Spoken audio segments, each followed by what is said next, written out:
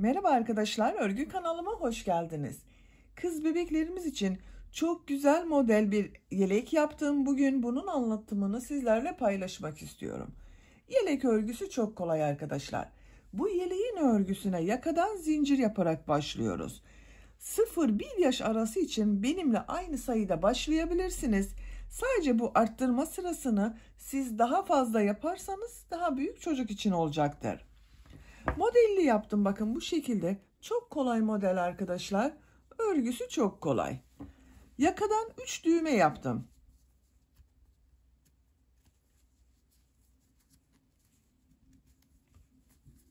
Bak böyle 3 düğme iliği yaptım. Karşısına düğmelerini diktim. Örgünün ters tarafı bu şekilde. Bak diğer tarafı da böyle arkadaşlar. Yelek örgüsünde iplik olarak ben bu ipliği kullandım. Nako Elite Baby markalı iplik. Anti-peeling özellikli bir iplik arkadaşlar. Kullandığım iplik üzerinde 100 gram iplikte 250 metre var. Bu iplikten bir yumaktan bitti. İkinci yumağı kullandım. Bak ikinci yumağı buradan itibaren kullandım. Tığ olarak da 5 numara 3 milimetre tığ kullandım. Sizin eliniz sıkıysa ve tığ numaranız da daha küçükse arkadaşlar, benimle aynı sayıda yaparsanız yaptığınız yelek daha küçük olacaktır. Daha büyük olmasını istiyorsanız daha büyük numaralı bir tığ tercih edebilirsiniz. 3 tane düğme yaptığımızda zaten söylemiştim. Örgüye başlamadan ölçülerini de söylüyorum, fikriniz olsun. Bak kol altının buradan gövde genişliğini ölçüyorum. 24 santimetre. Yüksekliğini ölçüyorum. Gövde yüksekliği. Bak şöyle 18 santimetre. Bu ölçüde 3-6 aylık bebek için güzel bir ölçü. Ben bugün bunu 3 aylık bir bebek için yaptım. 6 ayda çok rahat kullanabilir. Yeni doğan bebek de kullanır arkadaşlar. Ben bugün bu yeleğin örgüsünde bu ipliği kullandım arkadaşlar. Ama siz istediğiniz marka iplik ve renkleri kullanarak bu yelek örgüsünü yapabilirsiniz. İplik tığ hazırlayalım. Hep birlikte bu güzel yeleğin örgüsüne başlayalım. Örgü kanalıma abone değilseniz abone olmayı unutmayın lütfen. Örgü kanalıma abone olmak ücretsiz. Örgü kanalıma ücretsiz abone olup orada bulunan zil şeklinde dokunarak açık yaparsanız kanalıma video yüklediğim zaman ilk önce size bildirim gelir. Örgülerimden herkesten önce sizin haberiniz olur. İzlediğiniz videolarıma beğeni ve yorumlarınızı da yaparsanız çok sevinirim arkadaşlar. Örgü kanalıma ücretsiz abone olup beğeni ve yorumlar da yapan bütün arkadaşlara ayrıca teşekkür ederim. Hepinize kolay gelsin. İyi çalışmalar.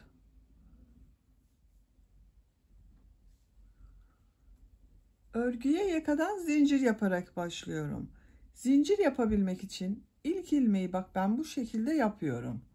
Size nasıl kolay geliyorsa ilk ilmeği öyle yapabilirsiniz. Zincirleri yapmaya başlıyorum. Çok sıkı zincirler yapmıyorum arkadaşlar.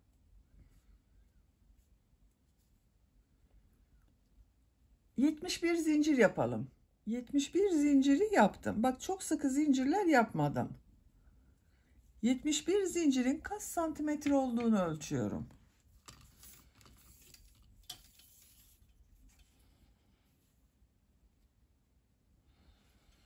30 santimetre zincir uzunluğu var. Elimin sıklığına, ipliğin kalınlığına göre 30 santimetre için 71 zincir yaptım arkadaşlar. Bak bu ip orta kalınlıkta bir ip, çok ince değil. Eğer sizin ipliğiniz daha ince ise ve tığ numaranız da küçükse 30 santimetre için kaç zincir oluyorsa o kadar zincir yapmanız gerekecektir. Tığ üzerine iplik alıyorum. Bu sırada trabzan sırası yapıyoruz ve yaka ayrımlarında yapıyorum. 3 ilmek atlıyorum. 1, 2, 3, 4. ilmek içine trabzan yapıyorum. Bak bu 3 ilmek atladığımda bir trabzan. İkinci trabzanı yaptım. 3, 4, 5, 6, 7, 8, 9, 10. Bak bu 3 ilmekle birlikte 1, 2, 3, 4, 5, 6, 7, 8, 9, 10 trabzan yaptım. 2 zincir yapıyorum. Tığ üzerine iplik alıyorum. Yanında bulunan ilmeğe bak. Aynı ilmeği yapmıyorum. Kol bölümü için ilk trabzanı yapıyorum. Kol bölümü için 14 trabzan yapıyorum. 2, 3, 4, 5, 6, 7, 8,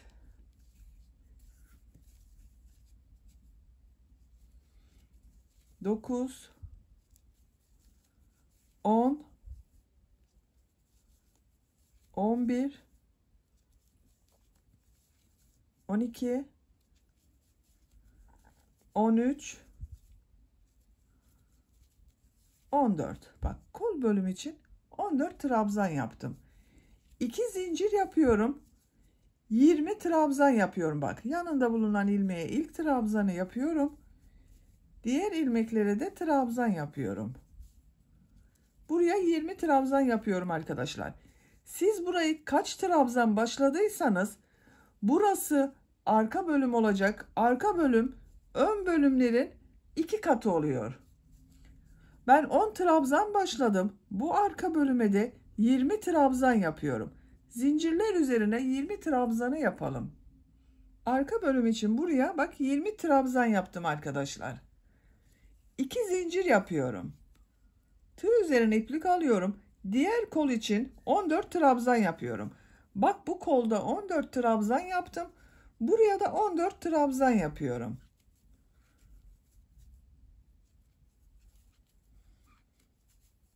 Her ilmek üzerine bak bir trabzan yapıyorum. 14 trabzanı yapalım. Diğer kol bölümü için de 14 trabzanı yaptım. Arttırma yerini belirlemek için 2 zincir yapıyorum. Tığ üzerine iplik alıyorum. Diğer ön bölüm için 10 trabzan yapıyorum. Bak sıra başında ön bölüm için 10 trabzan yaptım. Buraya da 10 trabzan yapıyorum. Sayalım. 1, 2, 3, 4, 5, 6, 7, 8, 9, 10. 10 trabzanı yaptım. Bak bu birinci sırada yaka ayrımlarını yaptık. Ön bölümler için 10 trabzan, kol bölümleri için 14 trabzan, arka bölüm için de 20 trabzan yaptım. İkinci sıradayım. Bir zincir yapıyorum, örgüyü çeviriyorum. Bu sırada bu arttırma yerlerinde bir trabzan, 2 zincir, bir trabzan yapacağız. İlk ilmek üzerine trabzan yapıyorum. Diğer ilmekleri de trabzan yaparak devam ediyorum. Her ilmek üzerine bir trabzan yapıyorum.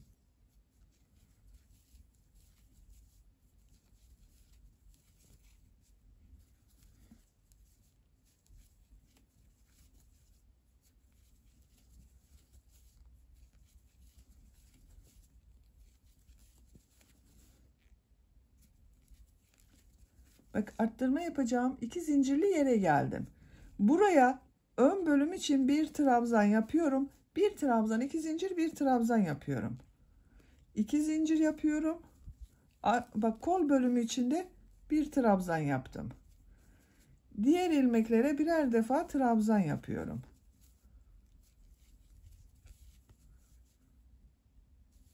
Buraya kadar devam edelim. Arttırma yapacağım yere kadar trabzanları yaptım. Bu 2 zincir üzerine bir trabzan, 2 zincir, bir trabzan yapıyorum.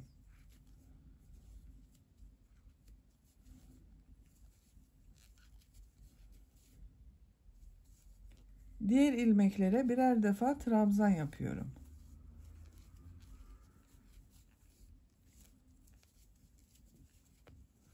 Bu şekilde arkadaşlar. Buraya kadar devam edelim. Buraya kadar trabzanları yaptım. Bu 2 zincir üzerine yine bir trabzan, 2 zincir, bir trabzan yapıyorum. Diğer ilmeklere birer defa trabzan yapıyorum. Buraya kadar devam edelim. Diğer arttırma yapacağım yere kadar trabzanları yaptım. Bu arttırma yerine de bir trabzan, 2 zincir, bir trabzan yapıyorum.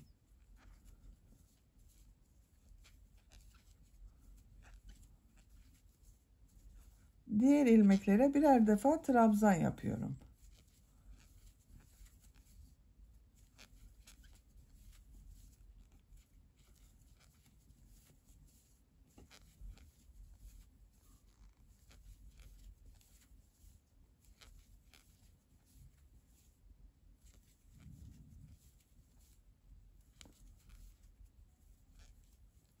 Bak, son trabzanda bu 3 ilmek atlayarak yaptığım bir trabzan vardı. Onun son zincirin üzerine trabzan yapıyorum.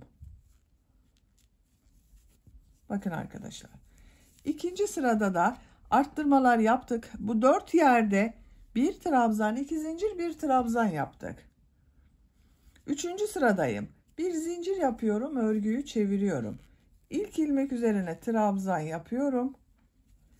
Diğer ilmeklere trabzan yaparak devam ediyorum. Buraya kadar devam edelim. Arttırma yapacağım yere kadar trabzanları yaptım bak ön bölümde.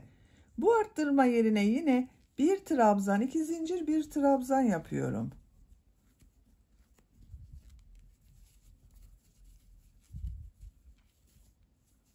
Diğer ilmeklere birer defa trabzan yapıyorum. Bakın arkadaşlar, arttırma yerlerinde her sırada bir trabzan, 2 zincir, bir trabzan yapıyoruz. Yakanın şekli böyle oluyor. Katlayalım, bir de bu şekilde görelim. Bakın böyle. Yakanın örgüsünü bu 4 yerden her sırada bir trabzan, 2 zincir, bir trabzan şeklinde arttırmalar yapalım. Diğer ilmeklere birer defa trabzan yapalım. Yakanın örgüsünü sıra sayısını tercihinize ve yapacak olduğunuz çocuğun büyüklüğüne göre tamamlayalım. Yaka bölümün örgüsünü 10 sıra olarak yaptım arkadaşlar. Sayıyorum: 1, 2, 3, 4, 5, 6, 7, 8, 9, 10.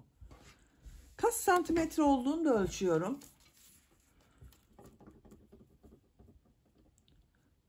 10 santimetre bak yükseklik var. Benim yapacağım ölçü için yeterli. Bak, her sırada arttırmaları yaptım.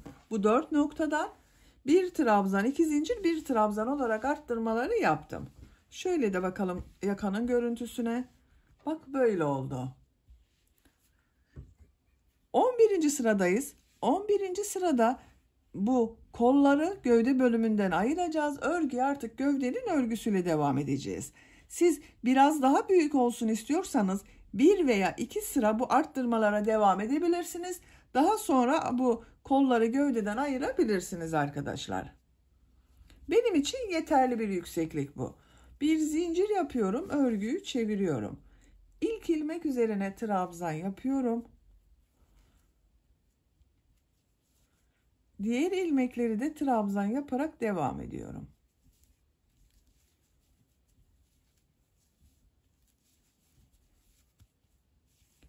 Arttırma yaptığımız zincire kadar devam edelim.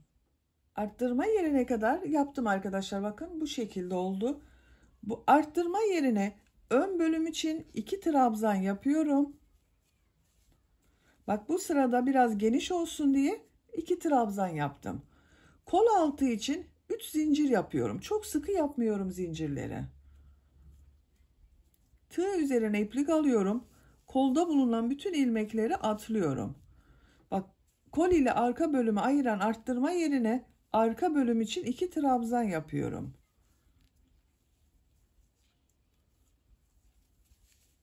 Bak, ön ve arka bölümü zincirle birleştirdik. Kolları da gövde bölümünden ayırdım. Diğer ilmeklere birer defa trabzan yapıyorum.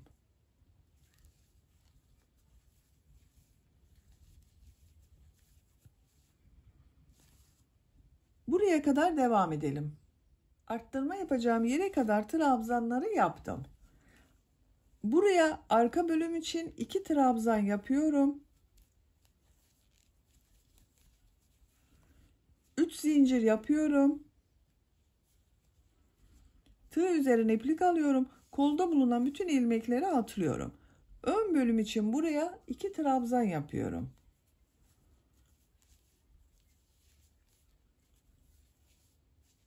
Diğer ilmeklere birer defa trabzan yapıyorum.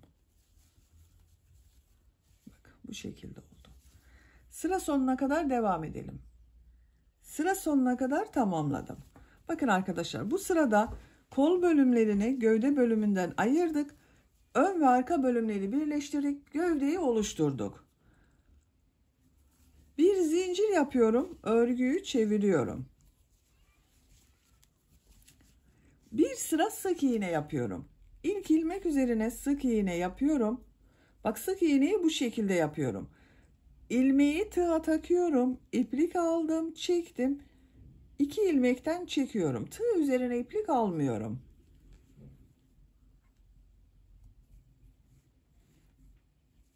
Her ilmek üzerine bir sık iğne yapıyorum.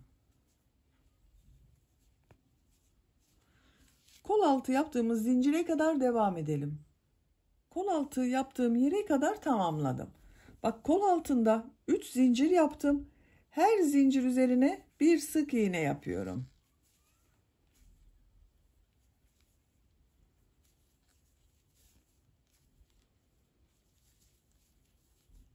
Bu şekilde oldu. Diğer ilmeklere birer defa sık iğne yapıyorum yine.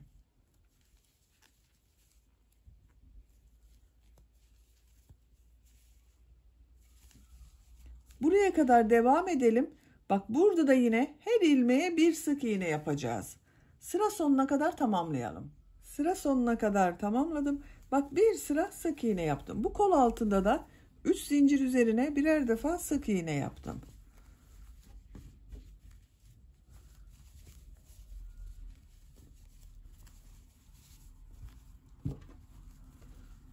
Kontrol edelim görüntüsünü arkadaşlar. Bakın, bu şekilde oldu. Bu sıradan itibaren model yerleştirmeye başlıyorum. Bak, örgünün düz tarafındayım. Buradan belli oluyor. Bak, düz taraf arkadaşlar. Yakanın başlangıcından belli oluyor. Burası ters tarafı, burası düz tarafı. Bir zincir yapıyorum. Örgüyü çeviriyorum. İlk ilmek üzerine trabzan yapıyorum. Tığ üzerine iplik alıyorum. Bir ilmek atlıyorum. İkinci ilmek içine 2 trabzan, 2 zincir, 2 trabzan yapıyorum.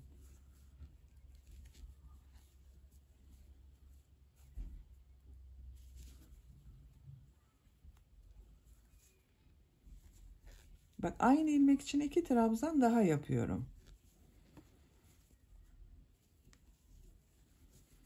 2 trabzan, 2 zincir, 2 trabzan yaptım. Tığ üzerine iplik alıyorum. Bir ilmek atlıyorum. İkinci ilmek içine bir trabzan yapıyorum. Tığ üzerine iplik alıyorum. Bir ilmek atlıyorum. İkinci ilmek içine 2 trabzan, 2 zincir, 2 trabzan yapıyorum.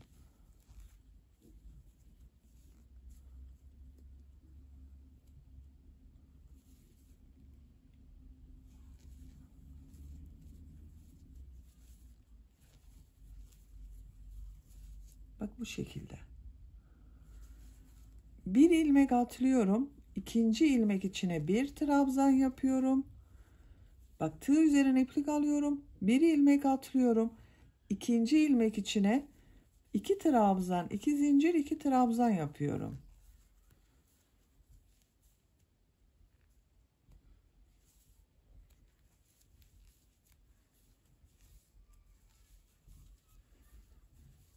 Bir ilmek atlıyorum, bir trabzan yapıyorum. Bir model yapıyoruz, bir trabzan yapıyoruz bak. Aralarda birer ilmek atlıyorum. Sıra sonuna kadar devam edelim. Modelleri yaparak sıra sonuna kadar tamamladım. Sıra sonunda 2 ilmek kaldı. Bak, sıra başında bir trabzandan sonra bir ilmek atladım, model başladım. Sıra sonunda da bu başlangıç ile aynı olması gerekiyor. Benim bir ilmek fazla geldi arkadaşlar. Bak, o bir ilmeği de burada atladım. Burada bir yerde 2 ilmek atladım. Bak, 1, 2. Arkayla bak ön bölüm birleştiren burada yaptım bunu. Çok göze çarpmasını istedim. Bir ilmeği atlıyorum. Son ilmek üzerine bir trabzan yapıyorum. Bak, modelleri yerleştirmesini yaptım.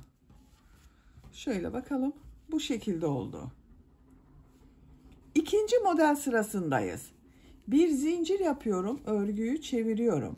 Bu ilk ilmek üzerine trabzan yapıyorum. Tığ üzerine iplik alıyorum. Model ortasında yaptığım bu 2 zincir üzerine 2 trabzan, 2 zincir, 2 trabzan yapıyorum.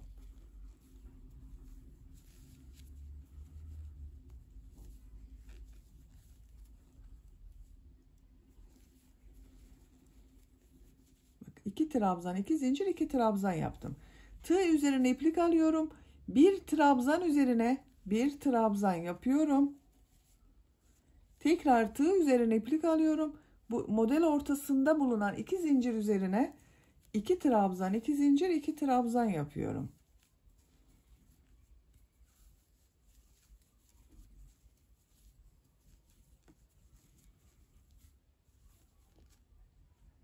Bu ilmek üzerine bir trabzan yapıyorum. Bu şekilde bak. Model aynı şekilde devam ediyor. Sıra sonuna kadar devam edelim. Sıra sonuna kadar tamamladım.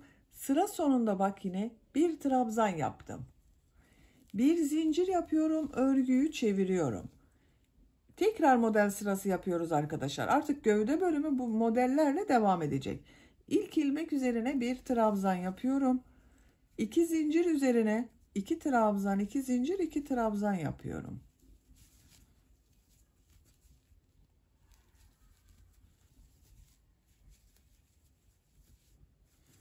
Bu bir trabzan üzerine bir trabzan yapıyorum.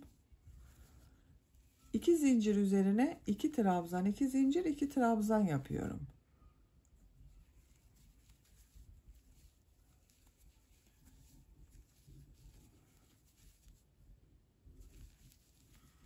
Bak, 3. model sırasındayız. 1, 2, 3.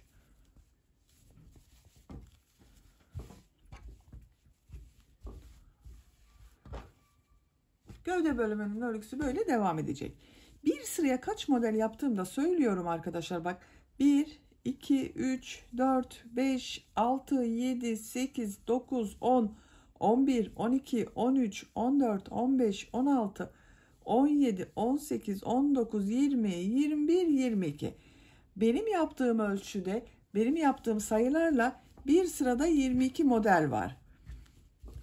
Bak, bu şekilde.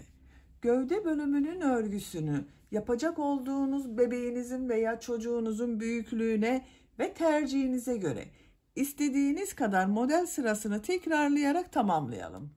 Gövde bölümünün örgüsünü yapacağım ölçüye göre tamamladım. Kaç model sırası yaptığımı sayıyorum. 1, 2, 3, 4, 5, 6, 7, 8, 9, 10, 11, 12, 13, 14. 14 model sırası yaptım. Burada bitirmiyorum. Uç noktada yine trabzanlardan oluşan model yapıyorum. Bak, yakanın bu tarafında bitirdim arkadaşlar. Düz tarafından model yapıyorum.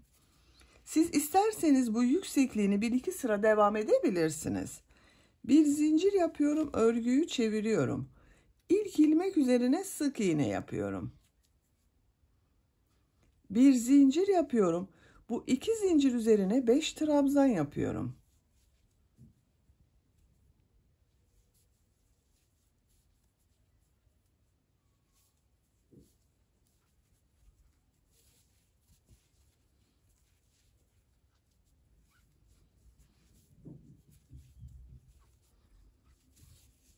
Beş trabzanı yaptım. Bir zincir yapıyorum. Bak, bu bir trabzan yapıyordum. Bu bir trabzanın üzerine sık iğne yapıyorum. Tığ üzerine iplik almadan sık iğne yapıyorum.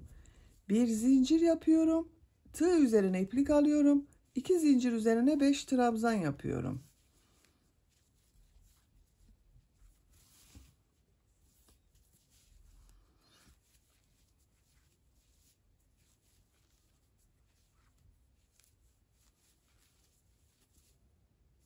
Bir zincir yapıyorum. Bu bir ilmek üzerine sık iğne yapıyorum. Bir zincir yapıyorum. 5 trabzan yapıyorum. Bakın bu şekilde model yapıyorum. Sıra sonuna kadar devam edelim. Modelleri yaparak sıra sonuna kadar tamamladım. Bakın görüntü olarak böyle oldu. Son modeli yaptım. Bir zincir yapıyorum. Bu ilmeğe sık iğne yapıyorum. Bakın arkadaşlar, görüntüsü böyle. Şimdi ön pattada pıtırcık modelleri yapıyorum. 2 zincir yapıyorum. Bak, sık iğne yaptım. Aynı ilmeğe sık iğne yapıyorum. Bir ilmek atlıyorum. Bu ilmek içine bir sık iğne, 2 zincir, bir sık iğne yapıyorum.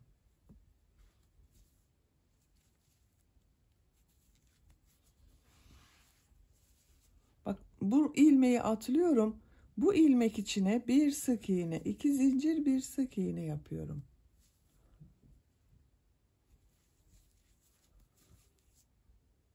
İlmek atlıyorum. Bir sık iğne, 2 zincir, bir sık iğne yapıyorum.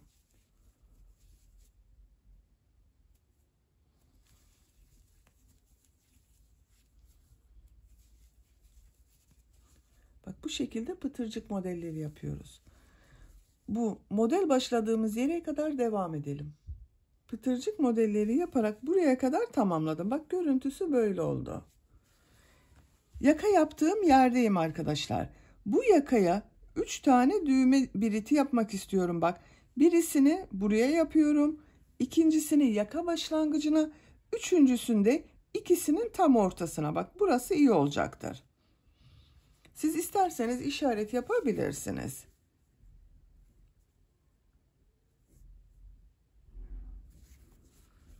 Bak, bu ilmeği atlıyorum. Buraya bir sık iğne yapıyorum. Düğme için 5 zincir yapıyorum. 5 zinciri yaptım. Aynı yere sık iğne yapıyorum. Bak, ilk düğme iliğini buraya yaptım. Bu ilmeği atlıyorum. Bu ilmek içine bir sık iğne, 2 zincir, bir sık iğne yapıyorum. Bu ilmeği atlıyorum. Bu ilmek içine bir sık iğne, 2 zincir, bir sık iğne yapıyorum.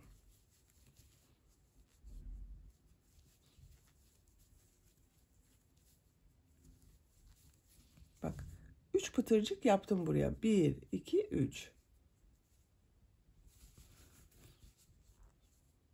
Buraya ikinci düğme iliğini yapıyorum. Bak, şu ilmeği atlıyorum. Bir sık iğne yapıyorum.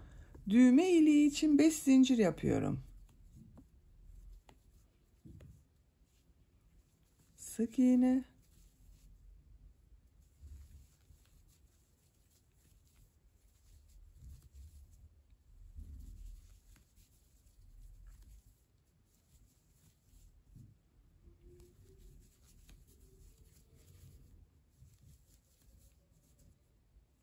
Bak, buraya üçüncü düğme iliğini yapıyorum. Bak, yine burada 1, 2, 3 pıtırcık yaptım. Buraya da 1, 2, 3 pıtırcık yaptım.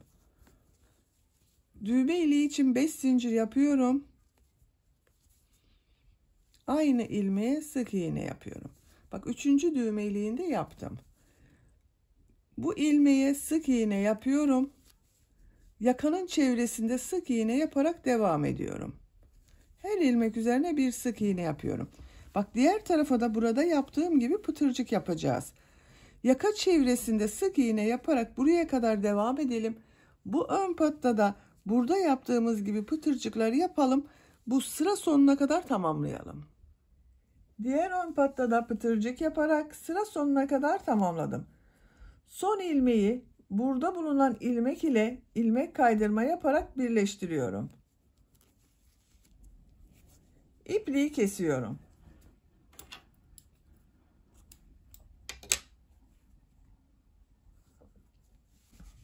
Böylece örgüyü tamamlamış oldum arkadaşlar. Bak, burada Pıtırcık modelleri yaptım. Yakanın çevresinde de sık iğneler yaptım.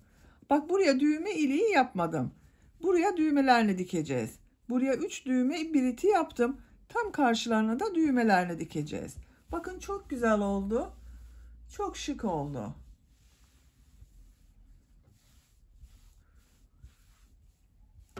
Yeleğin bitmiş olarak ölçülerini size söylüyorum. Kol altının buradan gövde genişliğini ölçüyorum. 24 santimetre. Yüksekliğini ölçüyorum. Kol altından gövde yükseklik 18 santimetre. Omuzdan itibaren tam yüksekliğini ölçüyorum.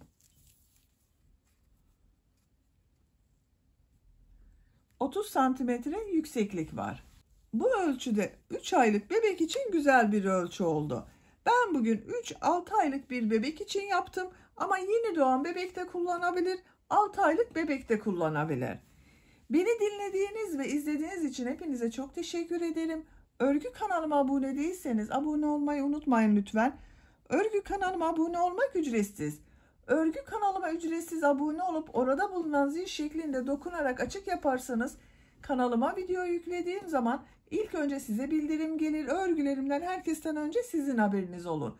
İzlediğiniz videolarıma beğeni ve yorumlarınızı da yaparsanız çok sevinirim arkadaşlar.